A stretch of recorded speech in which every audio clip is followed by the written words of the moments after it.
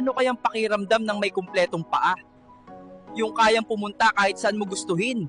Hey, buti pa siya. Sana makabili din ako ng ganyan na bike. Kaso gipit ako. Ano kaya pakiramdam ng nakabike? Sarap siguro. Nakakapagod na magbike. Paano kaya kung meron akong motorcycle? Hindi na ako pasok sa office. Sobrang init. Paano kaya kung may kotse ako?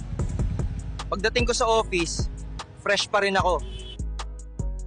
Grabe, ang ganda ng kotse niya. Di tulad sa akin, bulok na. Ay, gusto ko din yan. Sarap buhay ni Manong, walang masyadong iniisip. Di katulad ko, puro deadline, mura ng boss, puro OT, walang tulog. Di tulad ni Manong, malaya.